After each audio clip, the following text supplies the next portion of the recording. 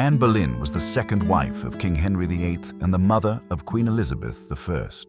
She fell from royal favor after failing to give birth to a male heir. Soon after, she was accused of adultery, incest, and treason, charges that most historians agree were fabricated to allow Henry to remarry. Anne was found guilty and sentenced to death by beheading. The king granted what he called a merciful execution, death by the sword of a skilled French executioner rather than the slower and less reliable English axe. Anne was executed at the Tower of London. Witnesses said she was calm, composed, and deeply religious in her final moments. Before her death, she gave a short speech to the gathered crowd, saying, "Good Christian people, I am come hither to die. For according to the law, and by the law, I am judged to die, and therefore I will speak nothing against it." Her words were humble and forgiving, but they were also carefully chosen.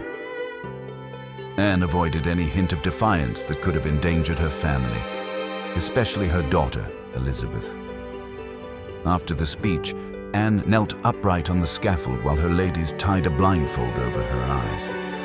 Being blindfolded prevented her from seeing the executioner raise his sword, which might have caused panic or sudden movement. It also gave her a final sense of privacy and dignity.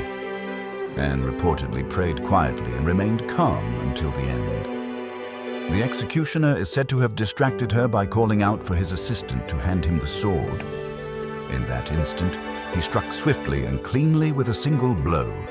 A sword beheading was meant to be nearly instantaneous, unlike the axe, which sometimes required multiple strikes.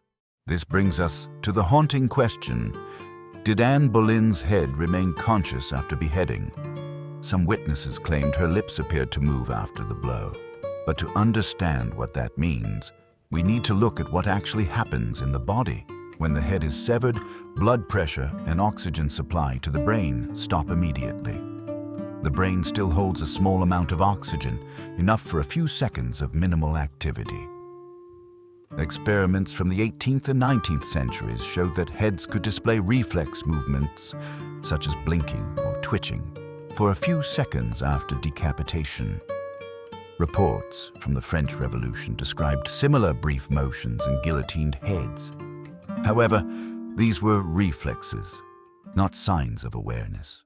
Current medical understanding suggests that true consciousness fades within 2 to 4 seconds after decapitation. Some minor brain activity may continue for up to 10 seconds, but awareness and the ability to feel pain disappear almost instantly.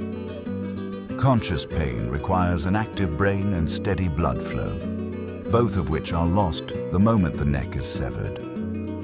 Therefore, it is very unlikely Anne felt pain or consciously realized what had happened. Given the extreme sharpness of the blade, her calm posture, and the efficiency of the executioner, Anne's decapitation would have caused instantaneous loss of awareness, possibly before she could even register the strike.